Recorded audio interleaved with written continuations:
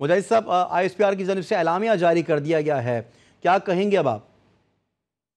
دیکھیں، ایک تو یہ کہ متین حیدر صاحب اتھارٹی کا درجہ رکھتے ہیں،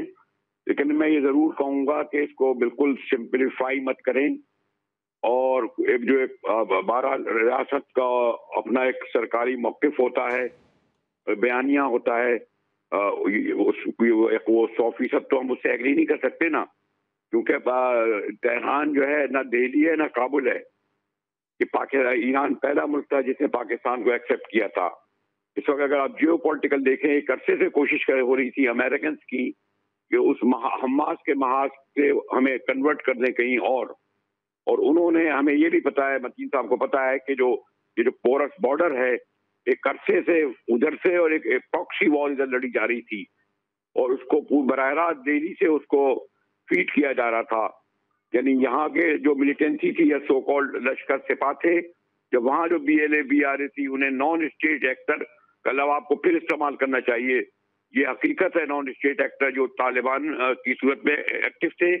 جو ہمارے یہاں لشکر سپاہ میں تھے، جو ہمارے قابو میں نہ تھے، ہماری غلطیوں کے سبب ہوئے، اس میں نہیں جاؤں گا کہ وہ ضیاء الحق کے زمانے میں جو ہماری افغان پالیسی تھی اور حمید گل جیسے لوگوں نے جو نان اسٹیٹ ایکٹر کو پاورفل بنایا، اسامہ کو لائے، اسلحہ امریکن چھوڑ کے چلے گئے، ان کے لشکر سپاہ رکھے، تو یہ ایلیمنٹ اب اتنا پاورفل ہو گیا کہ دونوں طرف، خاص طور میں کابل کا ذکر ہی کروں گا، پراکسی وار ایک دہائی سے لڑ رہا تھا، BLA BRA نامی تنظیموں کو مل رہے تھے کہ ہم پر کریں۔ اسی طرح وہاں پر جو سوری ٹو سے ایک سنی ملیٹنسی تیار کی، جنہوں نے کچھ عرصے پہلے بچین کو پتا ہے بیعت حاصل کی تھی جو اہل تشیع کا تعلق تھا طالبان کے نام پر، اور امریکہ ایک عرصے سے چاہ رہا تھا کہ شفٹ کرے۔ دیکھیں، گلف وار ہوئی، دونوں طرف سے 15 لاکھ لوگ مارے گئے، اس کے پیچھے کون تھا؟ لیکن انہوں نے ریلائز کیا، آج تہران جو ہے خود چل کے جدہ جاتا ہے، عراق جاتا ہے، انہوں نے کتنے ان کے تعلقات جو تلخ تھے انہیں وہ کیا۔ اس لیے میں پھر یہ کہوں گا کہ جو ہمارے جو سوری ٹو سے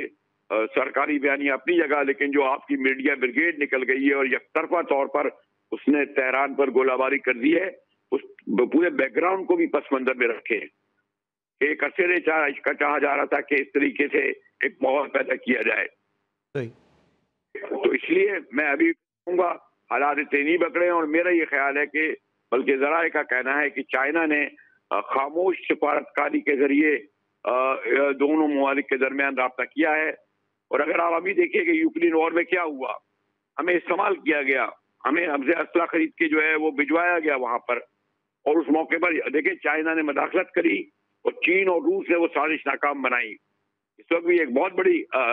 وہ ہے، ٹھیک ہے ہم نے جواب دیا، جواب دینا ہمارا حق تھا، لیکن اس ایریا میں جیسے یقیناً بریگیڈیئر صاحب کو بھی علم ہوگا اور متین صاحب کو کہ یہ جو پراکسی وار پچھلے ایک دہائی سے جاری ہے، نان اسٹیٹ ایکٹر ایک عرصے سے ہیں، ہم نے پلبوشن کو بھی پکڑا، ابھی کچھ اور لوگوں کو بھی پکڑا، انہوں نے بھی کچھ لوگوں کو پکڑا، تو اس میں ہماری اسٹیٹ کو ہمارے اسلام آباد کے خارجہ کو بہت احتیاط برتنا چاہیے۔ سوری ٹو سے دفتر خارجہ میں بیٹھے ہوئے تمام بابو کو عقل کل نہیں ہے، انہوں نے بھی بڑی عقل بندیاں کی۔ ہمارے دفتر خارجہ ایک عرصے تک یرغمالی بنا رہا جو ہے واشنگٹن کے اور جدہ کے جو ہے جنگجو لوگوں کا، ہم استعمال ہوئے، یہ حقیقت ہے پوری افغان وار میں جس کا ہم نے آج تک ہم بھگت رہے۔ اس لیے تہران کے حوالے سے بات چیت کرتے ہوئے بھی، تبصرہ کرتے ہوئے بھی بہت احتیاط سے کام لینا چاہیے، جو اس وقت کم از کم ہمارا میڈیا نہیں کر رہا۔ جی بے شک، برادرانہ تعلقات، محبت، بھائی چارگی، سب چیزیں اپنی جگہ پہ، لیکن یہ میسج دینا وقت کی نہایت ہی اہم ضرورت تھا۔ ہمارے ساتھ موجود تھے سینئر رینک پرسن مجاہد بریلوی، اور انہی کے ہمراہ موجود تھے بریگیڈیئر ریٹائرڈ بابر صاحب، اور انہی کے ہمراہ موجود تھے نمائندہ خصوصی متین حیدر صاحب، آپ تینوں کا، اور عبداللہ گل جو کہ دفاعی تجزیہ کار ہیں، مسعود احمد خان بریگیڈیئر ریٹائرڈ، آپ سب کا تمام تر کا بہت شکریہ۔ ایک بار پھر سے آپ کو بتائیں گے کہ ISPR کی جانب سے اعلامیہ جاری کر دیا گیا ہے ایران میں دہشت گردوں کے ٹھکانوں کے حملوں کے حوالے سے۔